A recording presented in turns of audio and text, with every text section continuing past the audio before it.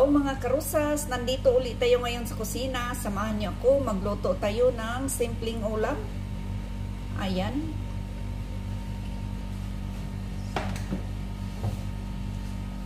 Maglagay lang tayo ng kunting onion. Ay, ang init na. Kunting onion, sorry. Maglagay lang tayo ng kunting mantika. Saka ilagay na natin ang onion.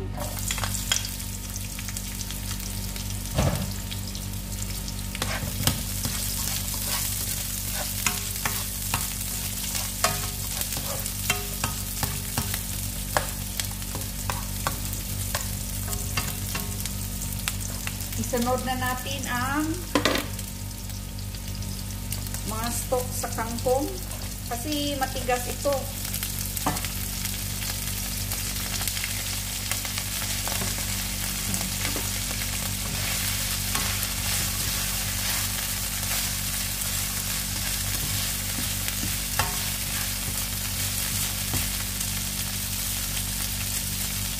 Ito mga karusas, kasi sinisiguro ko talaga na malinis. Inisa-isa ko talaga ito. Binuksan lahat. Hinati sa gitna. Para sigurado na malinis.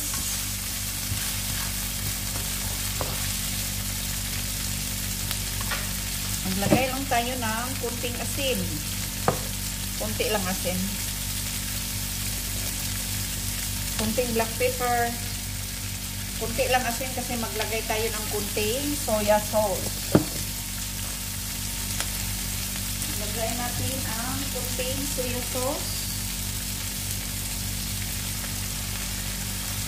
Yung soya sauce dito matabang. Yung nabili nila online, matabang ang soya sauce.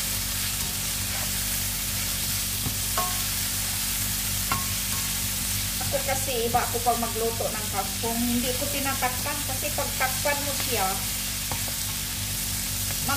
mag tubig, hindi watery. So gusto ko parang adobo style, walang hindi mag tubig.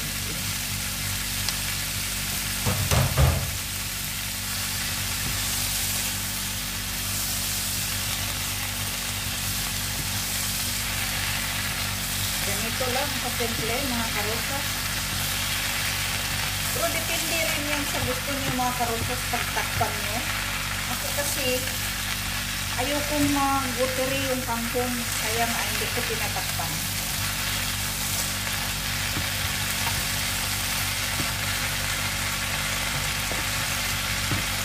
Saka gusto ko medyo half cook kasi parang malutong pagkain mo.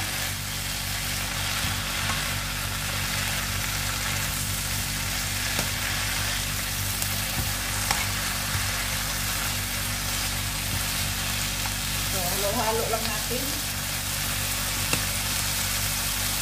Ayan, pwede na ito. Medyo malambot na. Basta halo-haloin lang natin. Mix. Kasi pagtakpan mo ito, magtubig ito. Gusto ko parang adobo style, yung medyo dry. Pero depende din yan sa pagluto, style sa pagluto, mga karosa.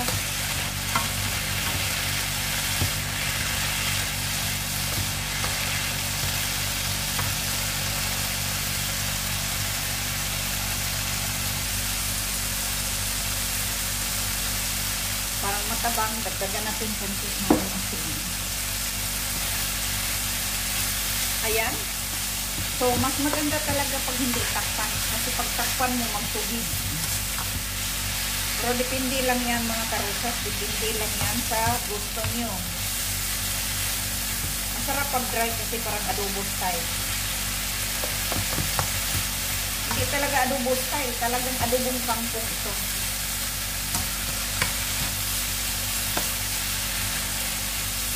Basta mahina lang ang apoy, walang problema, hindi siya masunog kahit hindi mo takpan. Kasi pag takpan mo, dumami yung tubig. Mas maganda yung dry niya kasi parang adobo.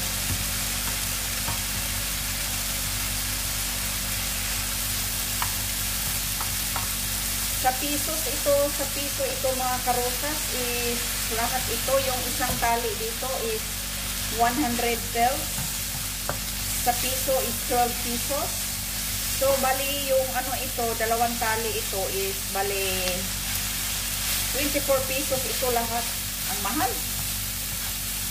So, tingnan nyo ang dry.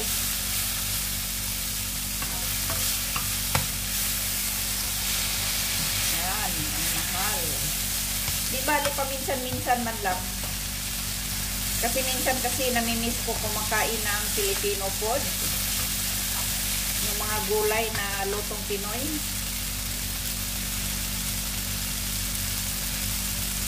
Ayan, mga karosas. Tikman natin. Sarap.